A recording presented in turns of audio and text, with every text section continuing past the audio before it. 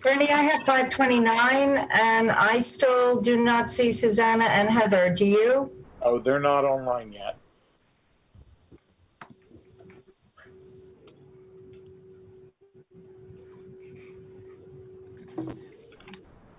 I'm sending them a ping. Well, since we're basically going to be opening the meeting and then going into closed session right after the pledge, you could open the meeting and have them just meet us in the closed session. Absolutely. I just wanted to see if there was going to be a delay that was going to extend.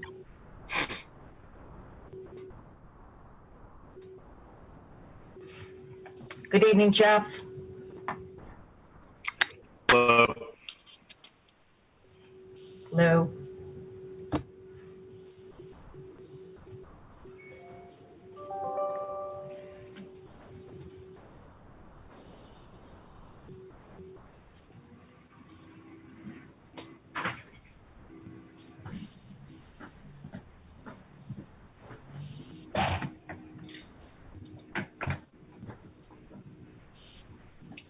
Okay, Heather is trying to get on, so we will give her another minute.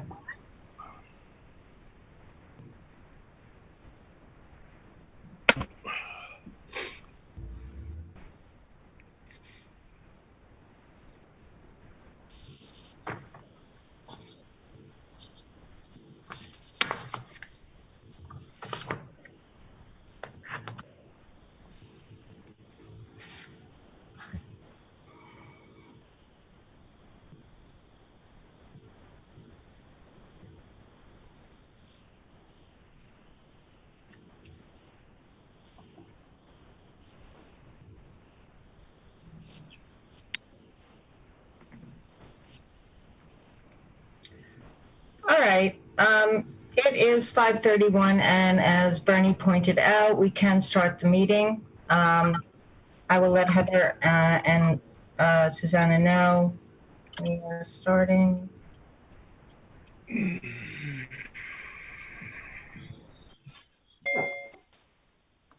Susanna just joined us. Okay. Hi, Susanna. Okay. I'd like to call this meeting to order.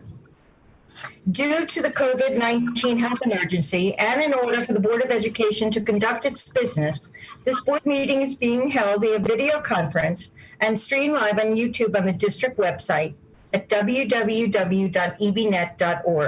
In addition, members of the public may provide comment at this meeting through Zoom by entering the URL, meeting ID, and password you will see before you on the screen.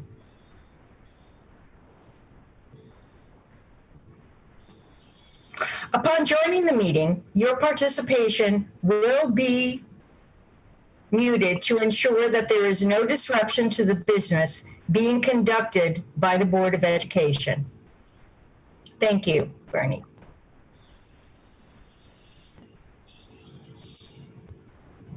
Will the secretary please call the roll? Mrs. Chu. Here. Mr. Sismar. Here. Mrs. Bloss. Mr. Hong. Here. Mrs. Lax. Here. Mrs. Reese. Here. Mr. Simmons. Here. Mr. Winston. Here. And President Becker. Here, we have a quorum. Please rise to salute the flag. I pledge allegiance to the flag of the United States of America and to the republic for which it stands, one nation, Under under God, God, indivisible, with liberty and justice for all.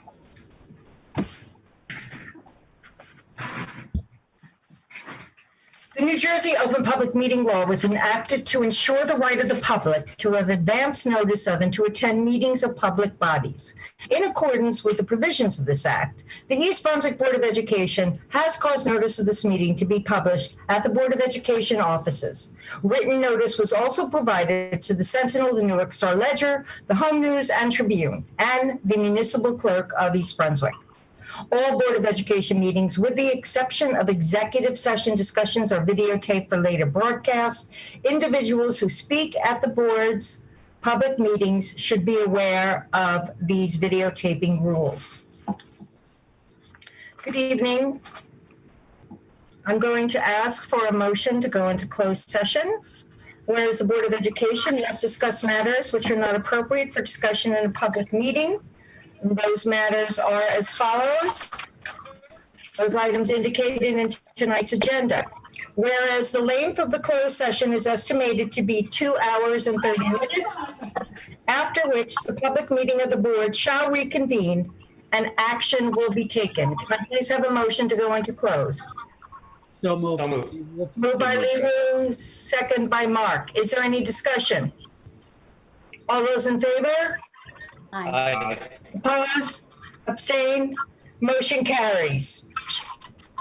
We will see you in approximately 2.5 hours. Thank you. Board members, please leave the meeting and log into closed.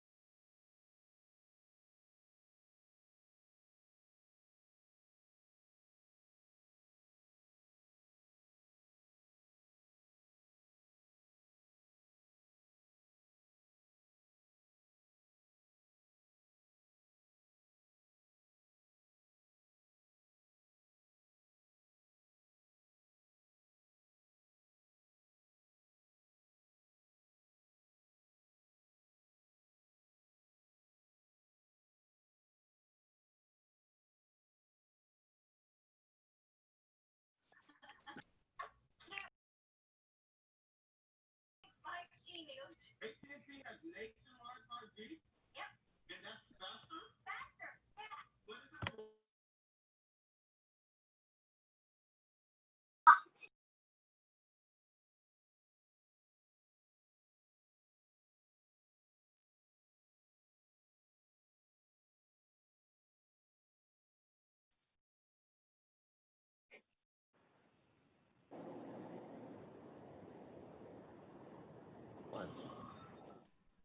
I'm going to sign, right? So, you sure?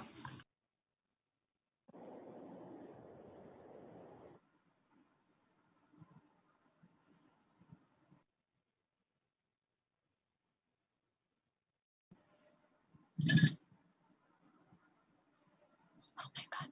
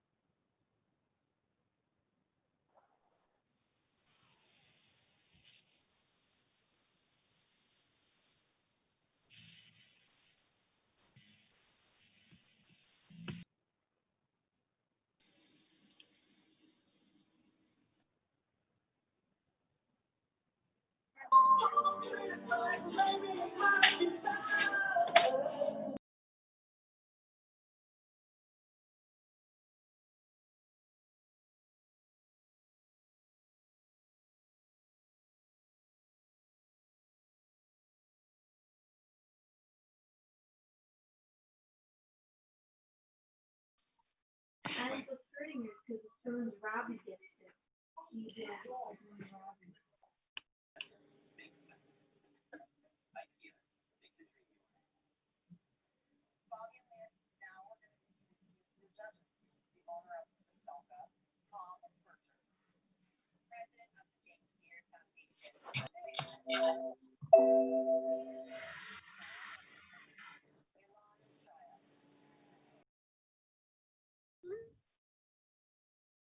Just got in, period.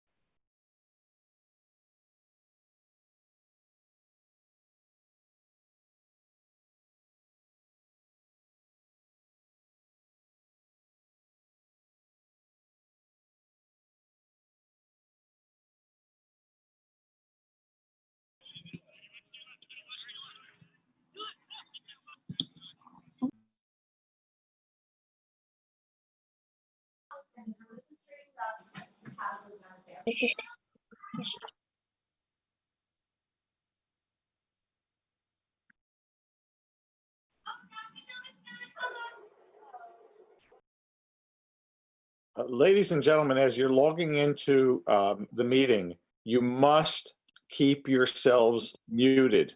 We're trying to manage that, but if you are unmuting yourself, we're going to have to remute you. So please, we don't want any of the background discussions interfering with the board meeting. Thank you.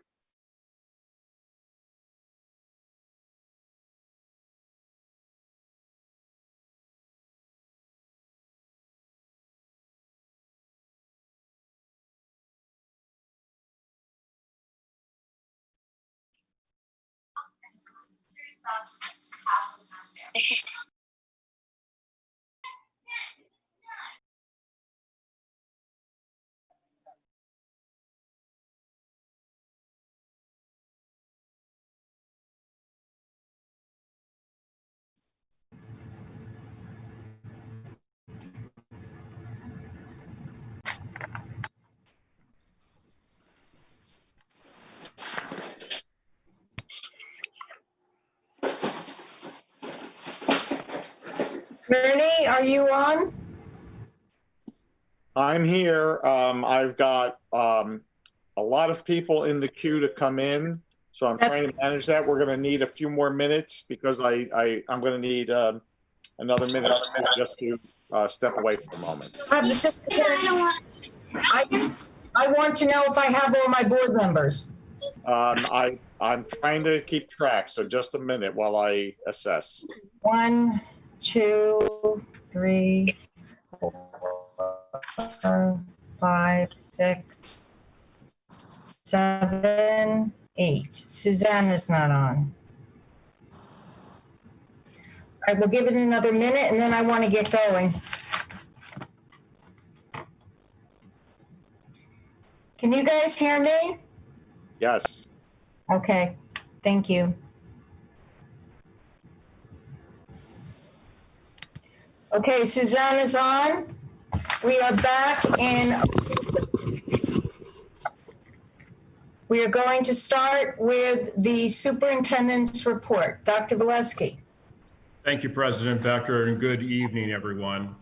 I'm proud to announce that the East Brunswick High School Battle of the Classes food drive collected over 21,000 pounds of food.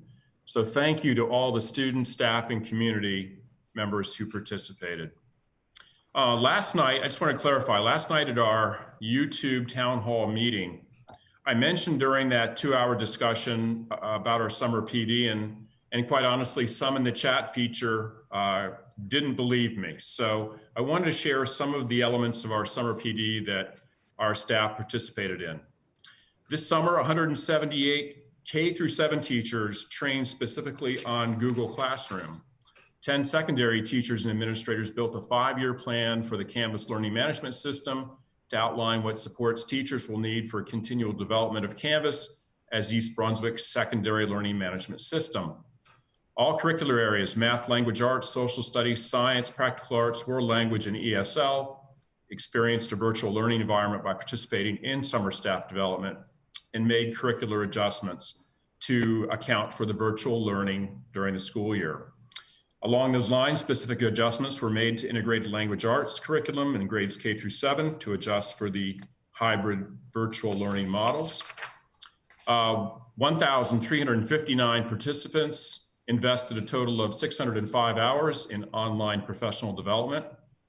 And for September, we have training on Microsoft Teams scheduled for grades 8 through 12 teachers, additional training on Google Classroom and Google Meets for our K-7 staff. And we'll continue the year working on equity training, classroom facilitation of difficult conversations and how to lead meaningful race conversations. That will be continuing all the way through this next year, this next school year. Just some important reminders as the first day of school approaches. The week of August 24th, student information forms will be open through Parent Access. And please take a few minutes to fill out these important annual forms. It is very important that we have this information for your children and for contact information.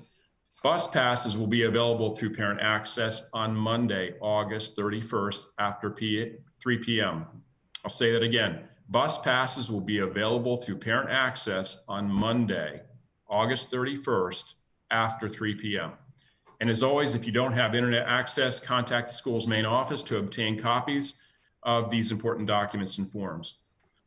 Wednesday, September 2nd is the first day back for teachers. And Tuesday, September 8th is the first day of school for all students, both in the hybrid and remote learning models. I hope everyone enjoys the last few weeks of their summer. Thank you. Thank you, Dr. Valesky. Before I open the good of the cause to the public, I just wanted to make a statement to the public.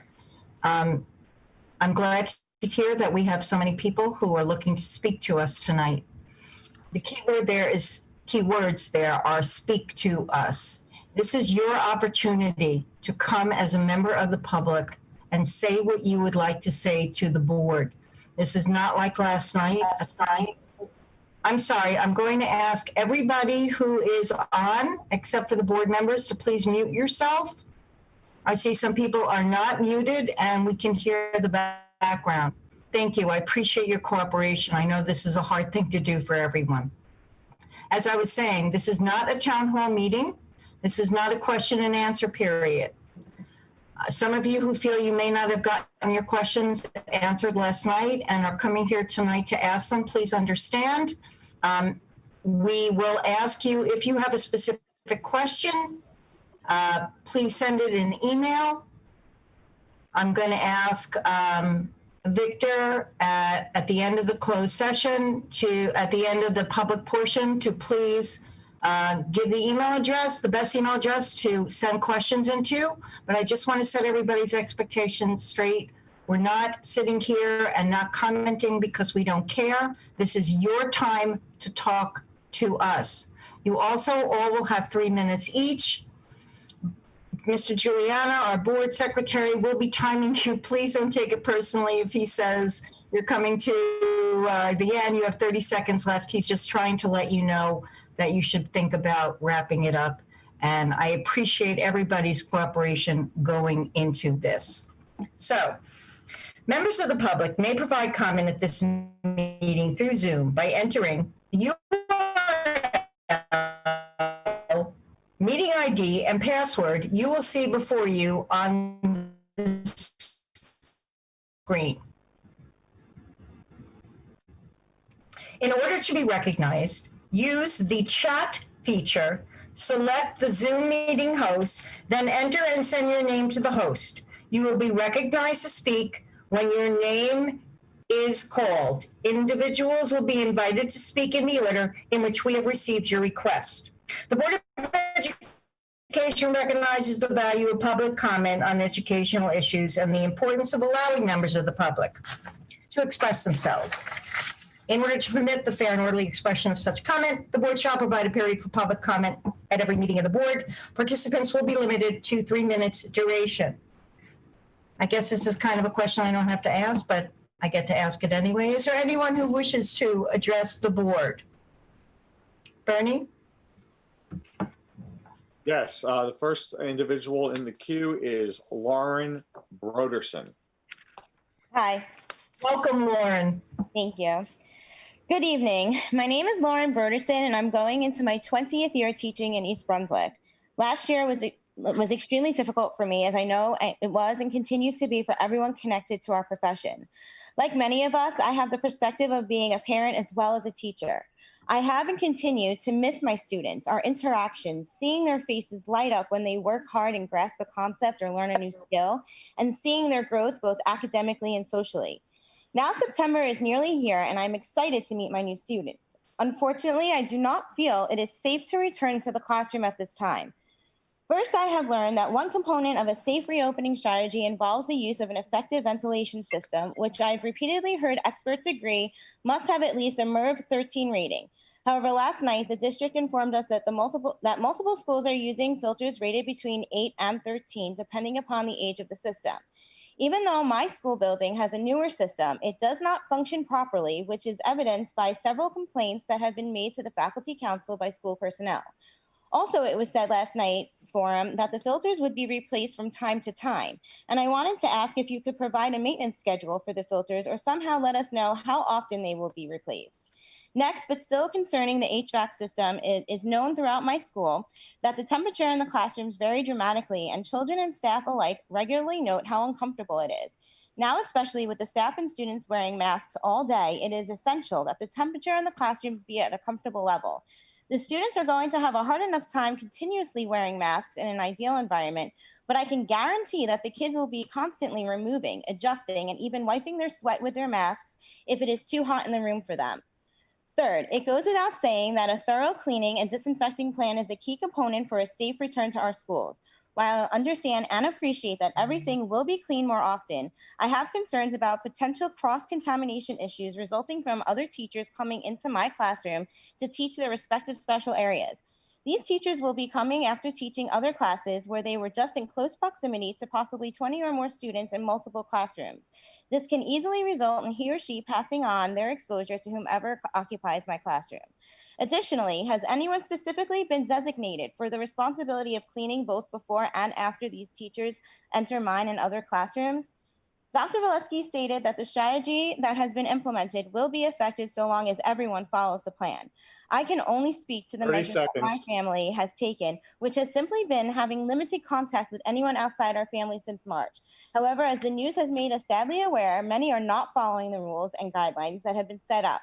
If adults throughout the country, and yes, even New Jersey and Middlesex County, have not been adhering to CDC guidelines, how can any rational person expect children as young as 4 to follow them?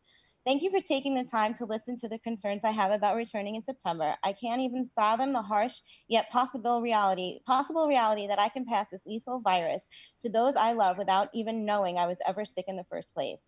That is why it is so important to me that anything and everything be done. Time. Thank you so much. And who do we have next? We have Chris Finnegan. Hello, Chris. Hello, good evening. Thank you for affording me the opportunity to speak to you tonight. My name is Chris Finnegan. I live in Old Bridge. This September will start my 16th year as a teacher and my 11th in East Brunswick. I feel I have an obligation to myself, my family, my students, and my colleagues to come before you tonight to implore you to consider fully remote learning until such time as we are completely certain that the safety of all students and staff can be ensured. It is my sincere belief that given New Jersey's infection rate, which has been recently staying above 1, indicating that the virus is clearly still spreading, we should exercise caution and restraint and keep our students out of harm's way in September. Additionally, New Jersey's guidelines for opening schools are as yet untested and will undoubtedly need to be revised as they are implemented in the coming weeks. By opening our buildings in September, we're exposing our students and staff to as yet unforeseen flaws in the reopening guidelines that could be avoided by a delayed start to in-person instruction. The inadequacy of the initial guidelines given to hospital employees at the start of the pandemic when the CDC told them it was acceptable to wear a bandana when treating COVID patients is a prime example of how initial guidance, even when given by experts in their fields, can lead to perilous outcomes.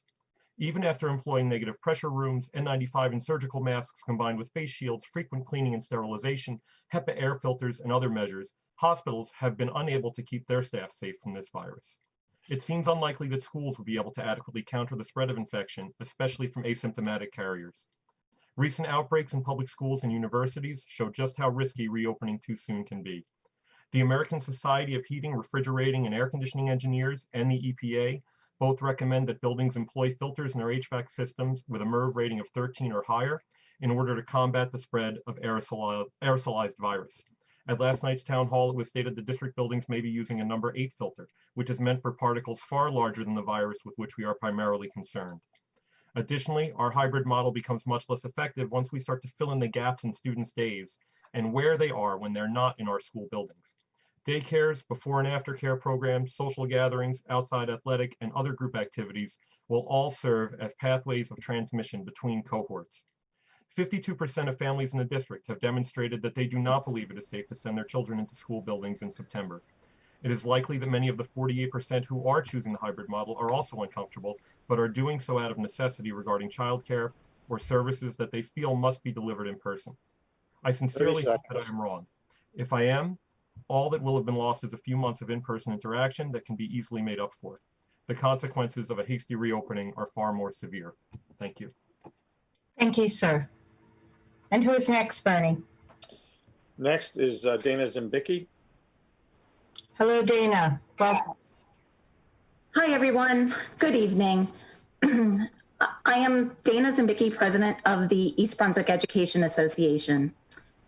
2 days ago, we sent a letter to the Board of Education talking about the issues that we feel need to be cleaned up before we can safely advocate to return to school. I just want to go over a couple of them to reiterate. Governor Murphy publicly spoke, stating that public school staff should not be harmed by returning to brick and mortar schools. In fact, on page 7 of the Restart and Recovery Plan presented by the state, critical area number 1, it reads, school officials will ensure staff and students who are at higher risk for severe illness are protected and supported, such providing options for telework and virtual learning. We cannot support a reopening plan that punishes our medically fragile staff, which we think is only about 1%.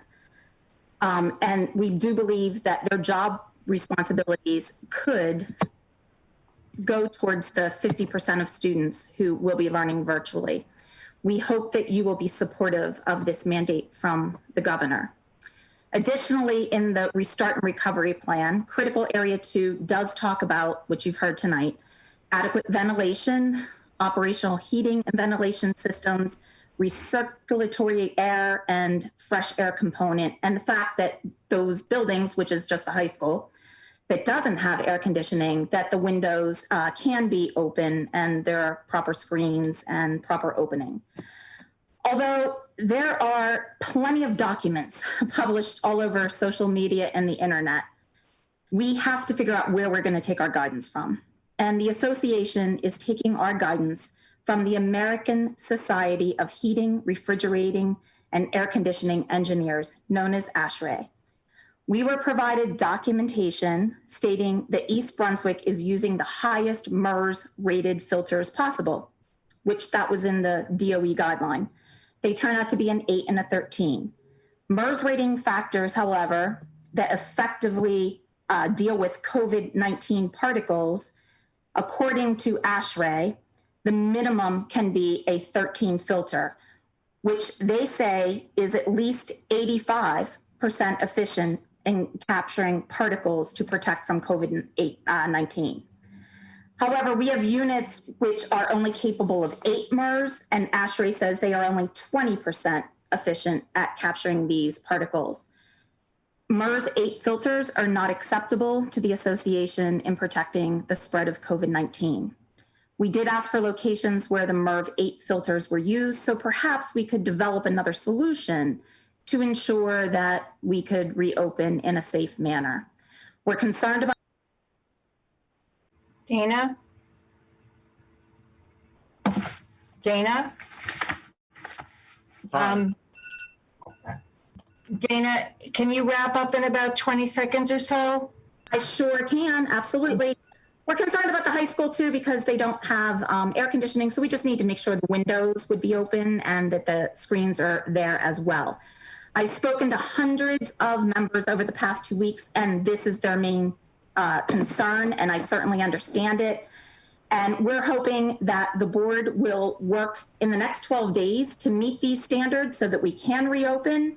We right now are currently one of 2 districts in Middlesex County who are opening in the hybrid plan. We have 12 days to fix these issues, and we're hoping that that can happen so that we can be open and educating our children. Thank you. Thank you, Dana. Thank you so much. Sorry about that. Thanks. No, thank you. Who's next? Next, we have Carrie Hennessy. Hello, Carrie.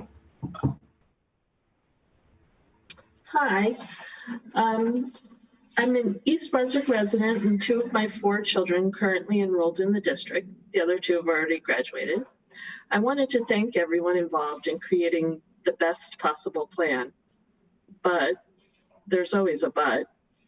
This plan is the best possible for the students and for the parents that feel strongly that in-person is the only option, but it's not the best possible for our teachers and our staff. It's overlooking the fact that the teachers and staff are there every day. They're not in cohorts. They're not with a hybrid schedule. We're ignoring that teachers and staff potentially have medical reasons or family members with medical reasons that make it necessary to limit their exposure. I'm also very concerned with the praise being shared for the procedure that's being used since July 1 with the staff and is being used with the sports, checking temperatures and answering screening questions. An important part, assessing the procedure, is being left out. You haven't shared if this procedure has kept the staff exposure free since July 1. Maybe you've only had exposures but no positive tests. Perhaps you had a positive or 2, but that's not too many in your belief. You didn't share that 2 days into the workouts, the boys' soccer had an exposure. This was a tremendous breakdown of the procedure. This student athlete came to work out after having a COVID test before getting the results, but he had his temperature checked and he filled out his questions. Assessment should always be a part of any plans. I understand this is a very divisive issue, and I don't expect your plans to be changed by my statements, but I do want my teachers and staff to know that I'm concerned for their health and safety, and I'm sorry that they have to work under these conditions. I hope the day comes soon that we don't have to settle for the best possible. I'd also like to mention that we have a petition on change.org that has 316 signatures so far, just showing support for our teachers' health and safety. Thank you. Thank you so much. And who's next? Next, we have Kelly Nichols. Hello, Kelly. Hello, thank you. My name is Kelly Nichols. I live in East Brunswick. Both my children attend the schools here. I'd like to thank all of you for your hard work and careful planning, not only into the Road to Recovery plan, but for all the things you do for our school district on a daily basis. It's not easy and you'll never please everyone, but I think we can all agree when it comes to working and living in a community, we have to look out for the collective good. And it is with this idea of the collective good that I'm here to express my concern for the health and well-being of our faculty and staff. Students may not be in school every day, but the staff and faculty will be. They will be in the building, coming into contact with students and personnel. If a child shows symptoms, they will go to the quarantine room according to the plan, but which staff member are you going to choose to supervise these potentially contagious people? How will we make sure that the students, particularly the younger ones, social distance? What will happen when they cry or need a hug or can't open a glue stick? How is a teacher supposed to do a running record or have a writing or reading conference? Regarding transitions between classes with the older students, who will be wiping down the desks as stated in the plan? Will it be the teachers, the students? With learning a foreign language or phonics, where it is important and vital for students to see their teacher's lips moving, how will this work? How will the students remotely learning be able to fully hear their instructors with their masks on? Additionally, with regards to the masks, on page 9, number 3, it states that masks can be removed when students are seated at their desks as long as they are 6 feet apart. But last night I heard they were to wear masks at all times. What happens when a student or staff member contracts COVID? When this happens, there will be immense speculation and community blaming, and I know that's not something anyone wants. If a teacher is out sick, who will cover their classes? Will the substitutes be live streamed? Kelly, I think you're approaching, can you think about wrapping up? Yes, I'm almost done. Thank you so much. There's been a substitute shortage for years, and this issue is only going to get worse. With a little over 50% of families selecting the full remote, and on most days, 75% of all students working remotely, all staff are still required to return to their buildings. If a staff member takes a leave, most likely it will be unpaid by the time you deduct taxes on healthcare. I thank you all very much for your time. I just wanted to make sure that I was able to express my concern for the staff and teachers. Thank you so much. Thank you, Kelly. And who is next, Bernie? We do not have anyone else in the queue. Okay, I'll give it a minute. I know that it can be a little difficult navigating Zoom.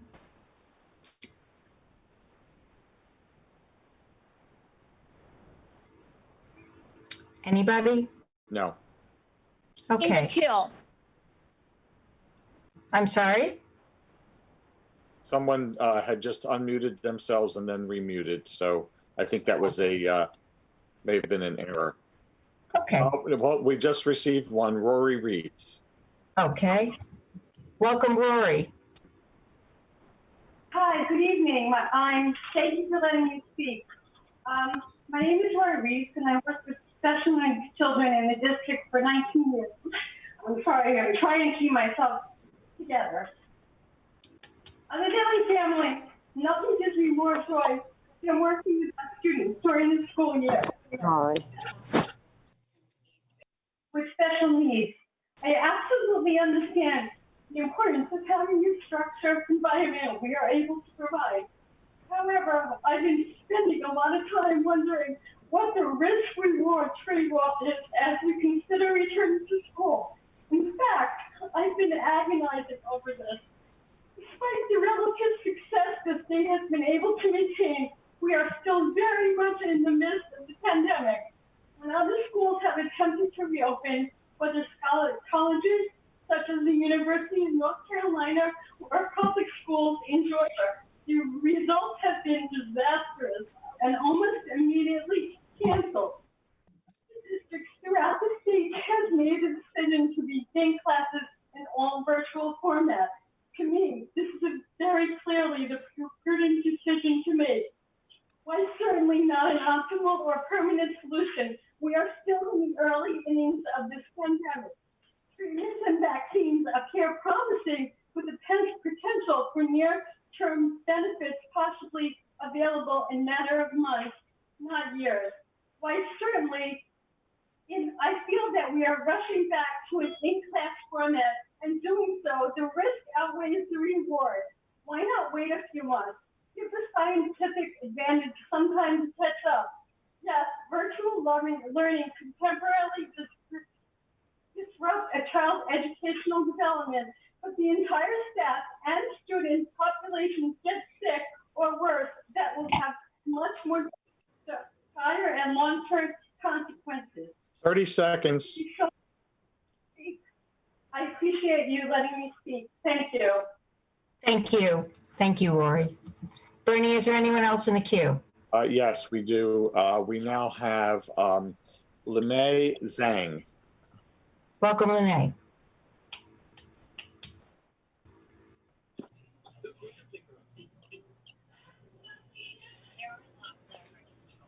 Ms. Zhang, please unmute yourself so you can speak. This is so not. Hello? Okay, I think we better move on to the next. Okay. We will move on to Jody Kroll. I'm going live, so. Jody, welcome. Hi, can you hear me? Yes, welcome. Okay. Hi, I have to be honest, I wasn't prepared or really planning on speaking. I just came on to listen. I'm a teacher, a proud teacher at Central School. I teach second grade. I taught kindergarten for many years already in the district. And I've been listening to what everybody said, and I felt that I needed to speak. I don't think that I need to go over again all of the reasons like Dana and Chris and Kelly all listed, and about the concerns that we don't feel have been addressed 100%. And that's just because it's hard and no one knows. And I'll be totally honest and admit I'm slightly at risk because I have an autoimmune disease, and yet I'm willing to go back into the class. I was looking forward to going back into the class. I missed my students last year more than I can put into words. And yet what I keep hearing, especially after I've heard my peers and other parents, I'm a parent in the district. 3 of my girls graduated from East Brunswick High School. We're super proud of that. But I just think that one student getting sick or one staff member getting sick is just too much. And I very much wanted to express that what is the harm in putting off a month, a quarter, till we know a little bit more and we're not rushing to make sure everything is safe. Let's make sure as much as we can everything is safe. Because I think like Kelly Nichols mentioned, you know, losing anybody is just too much. And we can always go back and make up instruction, but we can never get back a life. And I appreciate you listening. Like I said, I wasn't prepared to speak. I wasn't planning on speaking, but after listening to Rory in tears, someone who spends her life working with our special ed students at Central, I felt that I needed to speak up. Thank you. Thank you. Bernie, who do we have next? I have a message from Lemay Zhang, who has requested to speak. Ms. Zhang, you are having some technical difficulties. You do need to be unmuted to communicate with the board now. So it is your turn.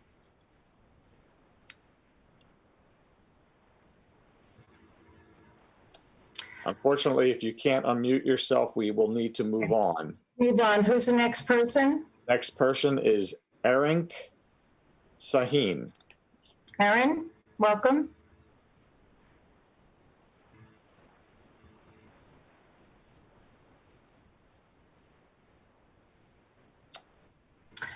Perhaps we should take the next.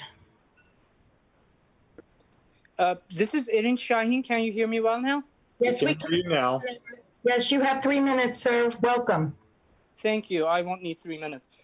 Thanks for making this platform available to comment. My name is Erin Shaheen, a parent living at 34 Victory Place, East Brunswick. Due to my job in pharmaceutical industry, specifically sterile manufacturing, I am knowledgeable in use of personal protective. Next. Please keep yourself muted out of respect for the people who are speaking. Thank you so much. Go ahead, Eric. Thank you.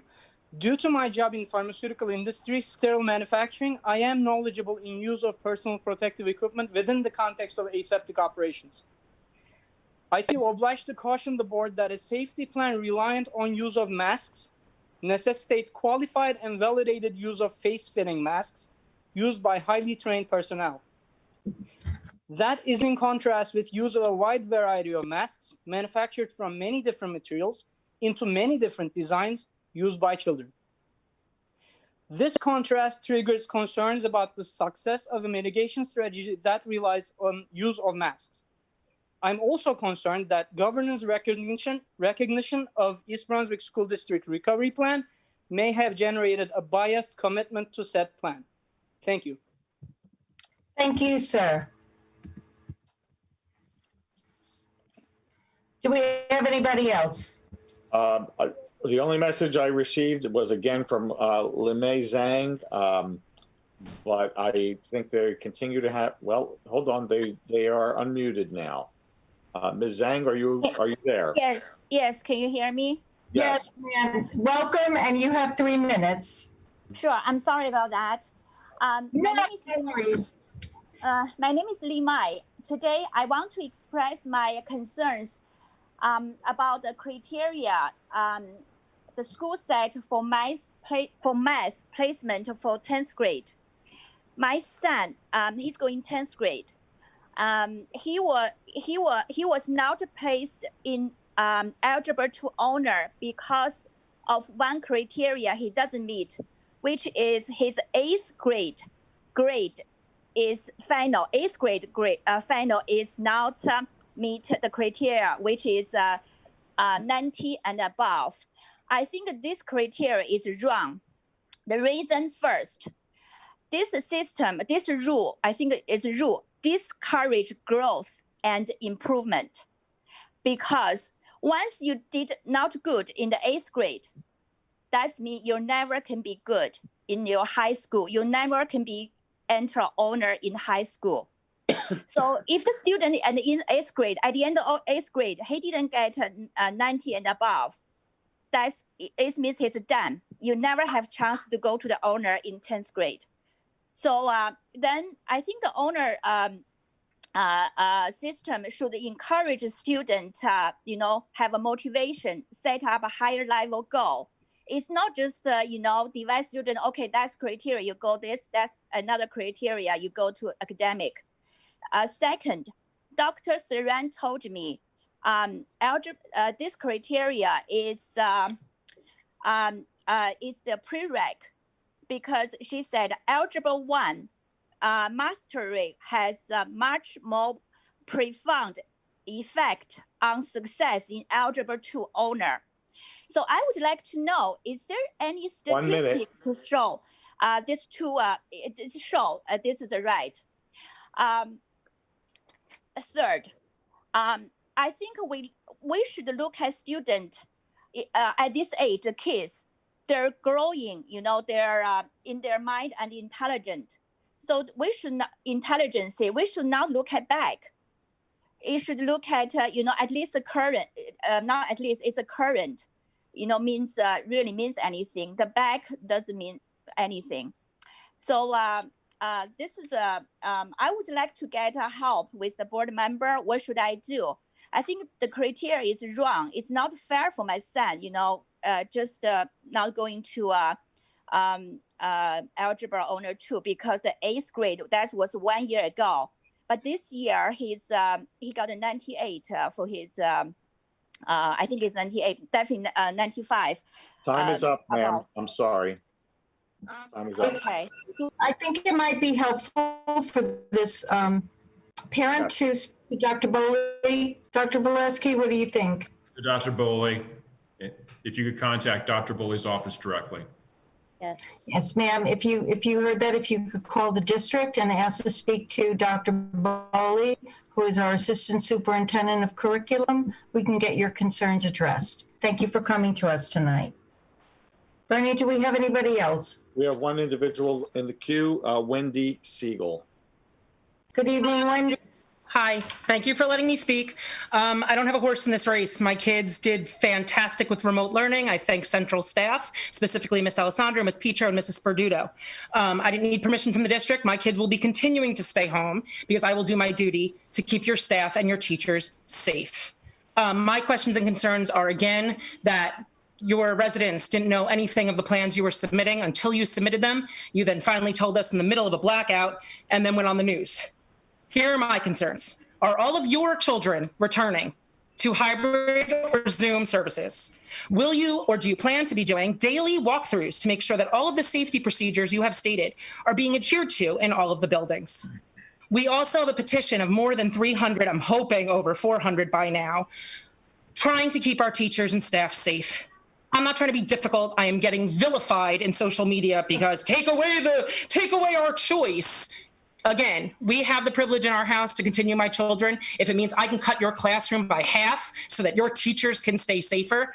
Folks, I've worked in public schools where a child had 102 fever and no parent was coming to get them. I have worked in public schools where a child has threw up. My wonderful custodial staff, who's already overworked and underpaid, threw some clotting materials and kept moving through their day. I don't trust you can keep the teachers and staff safe, especially as all of Middlesex County is slowly saying their plans for virtual. My fears for the teachers. I was raised by public educators. My husband was raised by public educators. I am terrified for your staff. My baby's kindergarten teacher is a senior citizen. She's not going to make it if somebody gets sick in that classroom. I guess I'm up. Not yet. Oh, okay. So I'm sorry. I know you love me. Dr. Valesky has met me before. Bernie knows me from last year. My heart breaks for your teachers. I have nothing against you, sir. Thank you for everything you do. But I feel like now our hands are tied. We went on the news with our great plan. I am terrified for your teachers and staff. Thank you for letting me speak. Thank you, Wendy. Is there anyone else, Bernie? Yes, Marcy Carestia. Welcome, Marcy. Sorry, I had to unmute. I had absolutely no plans of speaking tonight, but after hearing this meeting, I just need to get a few words in. I'm an instructional assistant in the district. I absolutely love what I do, but I am terrified to go back to work. I am immune compromised. I have had leukemia. As an instructional assistant, I've been told it is really not a possibility right now for me to be working remotely. My doctor has said he does not want me being with children. He does not want me getting sick. I could die if I get this disease, and it's very scary to me. And right now I'm in a very bad position. It's take Family Medical Leave Act or resign my position, which I do not want to do. As the caller before me, the person before me said, also from a family of educators, love what I do, love the teachers, love my coworkers, but I am downright scared to come back to work, and my back is against the wall right now as to what to do. So I implore you, let us work remotely. People like me who really want to be there, love the children, love what I do. And as an instructional assistant, we don't make a lot of money. I do this also for the love of the children, and I want to be there. And I would hate to not be working this year. So I really ask if you anything you can do for not only teachers, but us lesser, instructional assistants and people like us. I really would appreciate you doing it. And thank you for listening to me. Thank you. And you are not lesser. Thank you. Is there anyone else? Rachel Thomas. Rachel, good evening. Hi, I am an elementary school teacher in the district, as well as a parent of an elementary school student. As a teacher, so I'm not going to repeat everything you've heard. I agree with everything we've been hearing. But as a teacher, I'm very thankful that you've given us an additional day of training in the beginning of this school year.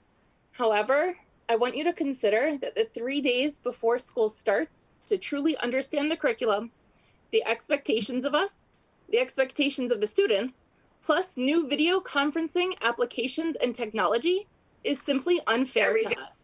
I agree with everything we've been hearing. I would gladly have spent my summer planning and training. I understand that wasn't possible as things are constantly changing and being developed, but even to have the last few weeks, once we had a plan, would have been a huge help. Instead, teachers were mostly left in the dark and found out as parents found out. The amount of work and preparation that seems to be expected of us, since I'm not actually sure what's expected just yet, is incredibly overwhelming and stressful. To add that to a typical September stress is unfair. These weeks to plan would have really helped a great deal, and it would have eased our worry, and it would have made September run smoother for everyone. The parents are going to look to the teachers to be experts on how to navigate through all of this new technology and all of the websites that we're expecting them to use. I keep hearing that spring was crisis learning, but now the teachers have had all summer to prepare, so they shouldn't be worried. But we haven't. I've done all of the training I could, of course. I went to the Google Classroom workshop that Dr. Valesky mentioned. It was for 2 hours. And every other workshop that I had signed up for, I was not granted. I would have volunteered my time. I understand that there's contractual issues with that, but we had volunteer meetings and I would have gone to more. I would have gone to them every day. Instead, we have the 3 days before school starts to figure out what we're teaching and how to 3 different groups of students simultaneously, in addition to teaching the parents how to use the technology. Based on answers to parent questions at the Board of Education meetings, I feel like it sounds like the teachers are well prepared, but I want you to know that we 30 don't feel like seconds. we are. I worry that the parents will see it as that I'm not prepared. So I must not be putting in the time and effort, since the district had made sure to convey that we've been given plenty of training. I wish we were given more, and I'm excited about the 3 days. I just wish it had happened previously. Thank you for your time. Thank you. Thank you, Rachel. Is there anyone else wishing to speak to the board? Robin Zernitsky. Welcome, Robin. Hi, how are you? Good evening. Good evening. So as you know, most of you, I've been on these BOE meetings for the last month, and I'm so excited to hear the community speaking up, as well as the teachers who I respect tremendously. There's a couple things that I'd like to say. I don't want to repeat everything that everyone else has said with regards to the fears, but I will tell you, as a parent, hearing the fear in our teachers' voices, I mean, I'm really, really hoping that it does make those of you on the board, as well as Dr. Valesky and your staff, to really think twice about how to move forward and protect everyone. I also want to point out that yesterday we did have that forum, which I was happy to see lots of parents attended, but I will say I was disappointed in the way that it was run, in the sense that questions were sort of picked and chosen. And I put several questions that were not answered. And it's very frustrating as a parent to have certain questions and concerns that are not answered. I still do not understand, and it really probably is almost doesn't matter at this point, but I really still don't understand why a meeting with, to understand the details of the plan took so long to put together. I also want to say that, will there be future meetings with principals to talk to their individual schools, so that parents, teachers, everyone's in the know? I think after hearing this, I have much more concern than I did before, and I had a lot of concern before. The preparation of the teachers is of the utmost importance, and it doesn't sound like that has been thought out in this plan. So I really just wanted to express those things today to make each of you on the board, who really does have like a fiduciary responsibility to the community, not to the superintendent, but to the community, to really think twice and how to make it the best possible plan that it could possibly be for the safety of everyone. Thank you. Thank you, Robin. And do we have anybody else? No one else in the queue. Okay, seeing no one else, I will close the public portion. I thank everyone who came to speak tonight, who took the time to come and talk to us. I know I was taking notes fast and furiously, and I'm sure my fellow board members were, as well as our central office staff. If you have a question which you feel was not answered tonight or last night or in general, the email address to send questions to is questions, questions, at ebnet.org, ebnet.org. You can always call the office in our board administration building and ask to speak with an administrator. I urge you to use your building administrators. Also, they are a great source of information. And I thank you for coming to speak with us tonight. Okay. I would like to make a motion to move the rest, excluding items 1 through 3 on the Board of Education, the 3 approval of minutes. Other than that, I'd like a motion for tonight's agenda. I do not see board members. So moved. Mr. Simmons moved. Second. And second by Mr. Hong.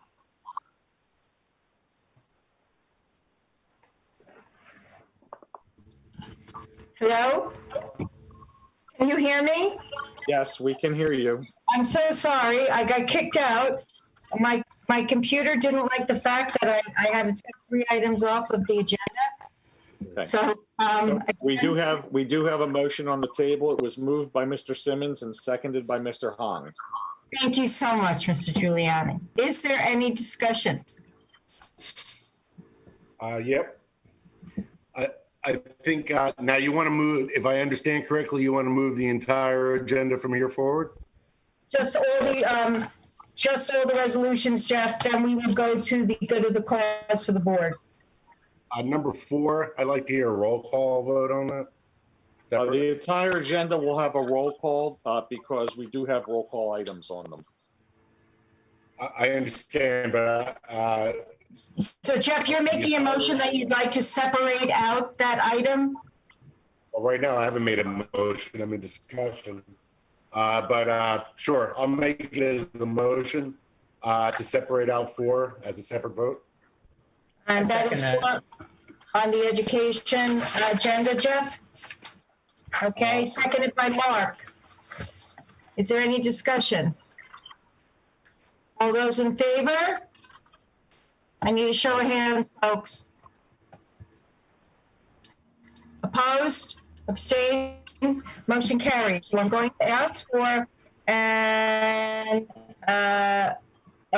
secretary to please call the roll about a motion for the entire agenda except for item number 4, policies approval on second reading. Okay. Mrs. Chu, Yes. Mr. Sismar, Yes. Mrs. Guas, Yes. Mr. Hong, Yes.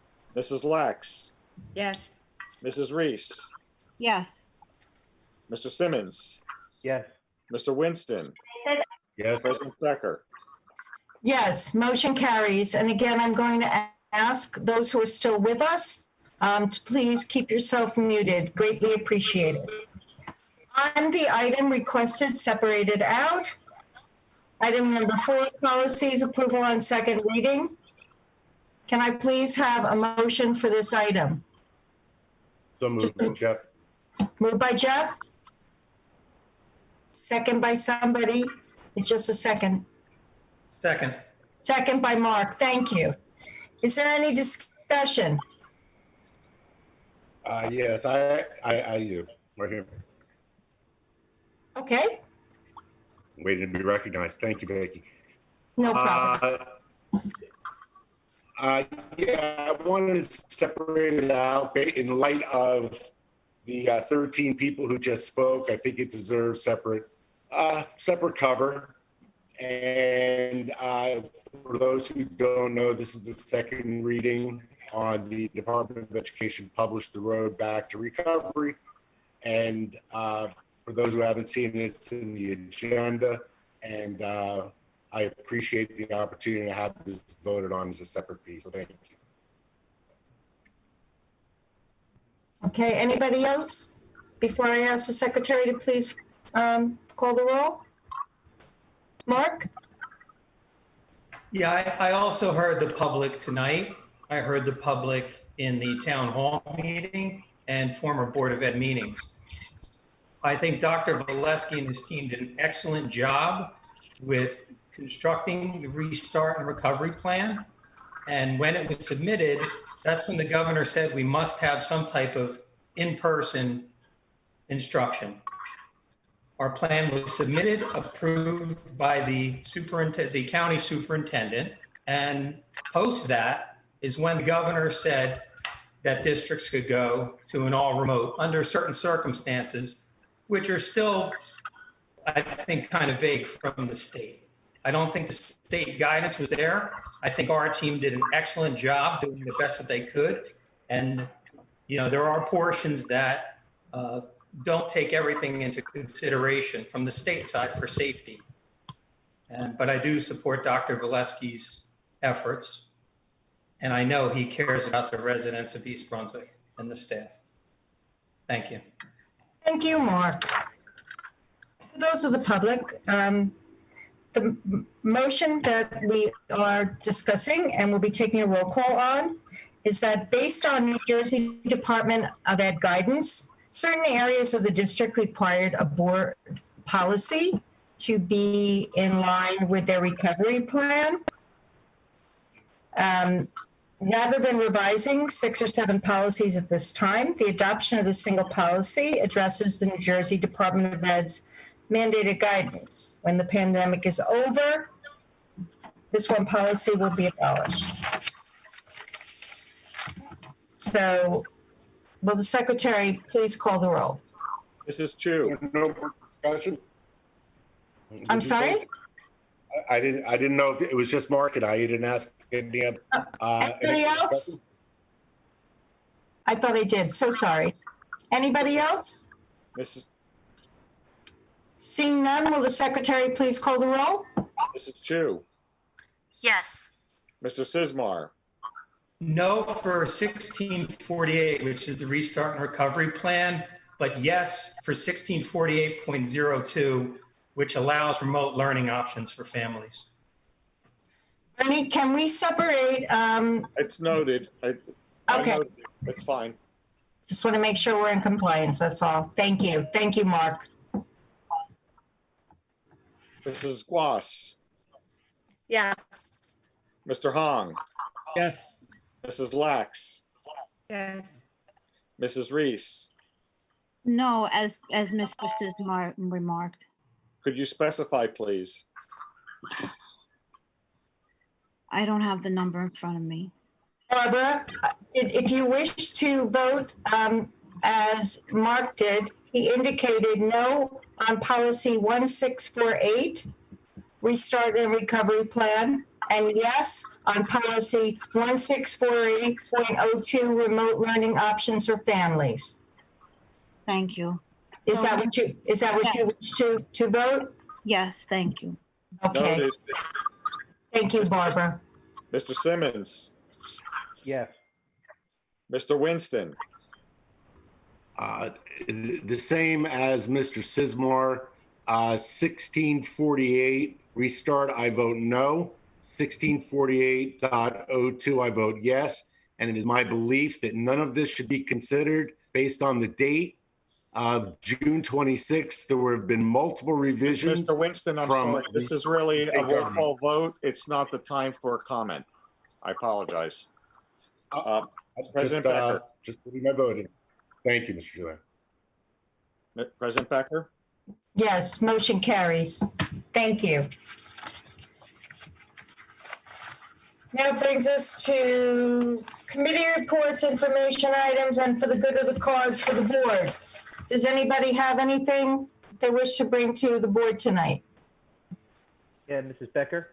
Yes, No, Mr. Todd. I would just say this. Look, you know, we have been following the state's directive. We have been following the state's directive no matter how curvy that road has been.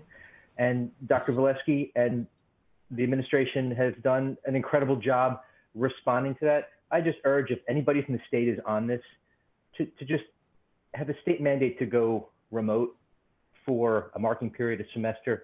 It would be the smartest thing to do.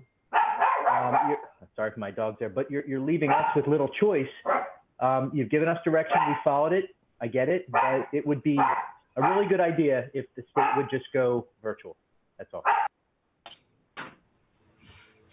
Anybody else have anything for the good of the cause? Mark? Yes, if I had.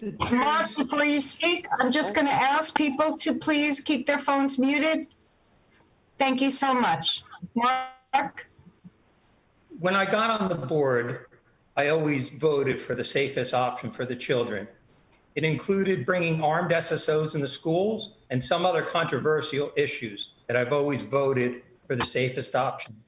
In my opinion, the safest option is to keep people separated. It's been working very well in the state of New Jersey. I understand the parents that have concerns and want to send their children in. I understand the parents that also have the choice to keep their children home. And I want to say, I heard the staff that do not have a choice whether or not to go remote. And I feel for them. I pray for everyone's safety with maybe a little extra emphasis on people that don't have a choice in this matter. So that's all I have to say at this point. I pray for you all. Thank you, Mark. Jeff, did I see your hand? You did. Okay. in repeating, rightfully so, my prayers go to all those who will be placing themselves in this line of exposure. My heart breaks for the teachers that I heard tonight and the many who've contacted me on the side. I don't know what I would do in your shoes. I'm not really sure. I have a profound disappointment in many things, although I am happy with what Dr. Valesky delivered. He certainly addressed all of the areas of concern from the June 26th request and then again in July or mandate, might I say, from the governor's office. But much has changed since then, including the rules of engagement as issued. But all of that aside and all the politics and what should or shouldn't be done, the bottom line is that, make no mistake, it is my wish, prayer that somehow in the next 2.5 to 3 weeks that the state comes to their senses and doesn't assume that our teachers are assuming the same role of putting themselves in harm's way where it's completely unnecessary. And if a district does have the ability to pump the brakes right now, in what some of the public did mention this evening, the fact that we are not doing that, I find irresponsible on every level when all we would be doing is delaying the opening. There is no harm in that. Very saddened by this day. And I too will reiterate that my prayers go out to all students, children, and staff especially, who are being put in a choiceless choice, whether to support their families comfortably or put themselves in health's harm's way. Very, very sorry. I'm very sorry you're in this position. Thank you. Any other members of the board? Barbara? I just want to reiterate that I'm very thankful that we have Dr. Valesky and our team. They are very hardworking beyond what you realize. Some don't realize how many hours that they put in to do this kind of work. I think very highly of Governor Murphy, but in this particular case, I just am very concerned the vagueness of the state requirements, and it puts us as individual boards in a situation where there's an evolving science about all kinds of transmission, and we are not epidemiologists, and we need more guidance from the Department of Health in numbers, in specifics, not in vague discussions and terms that leave volunteer board members from different states to make decisions for the life and death of many people. Thank you. Thank you. Are there any other board members who wish to speak tonight?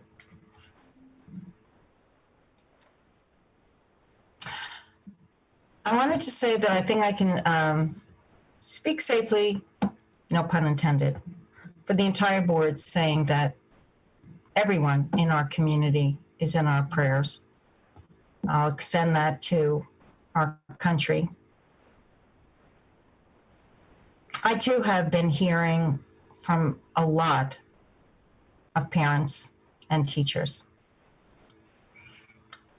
People who are very angry with me and the board because they want their children in school 5 days a week. People who are very angry because they feel the entire district should be virtual. People who are upset because they think we're going to take away their option to go hybrid. Teachers who are concerned, who are scared, and also some teachers who just wanted to tell me how much they're looking forward to going back to work, even a few days a week. Yes, this is what I've been hearing from people. We all talk to community members. To come up with a decision, to come up with a plan that encompasses everyone, I think Dr. Valesky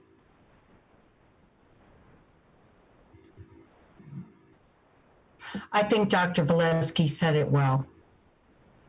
we can't come up with something that's going to make everyone happy. Depending upon your personal situation, that's going to be your reaction to this plan.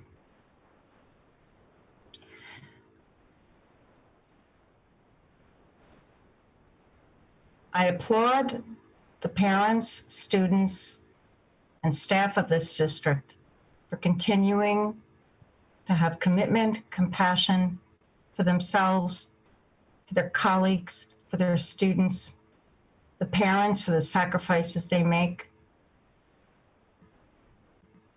I'm in awe of all of you every single day. I don't have school-age children. Somebody asked earlier what board members were doing. And I thought about that a lot.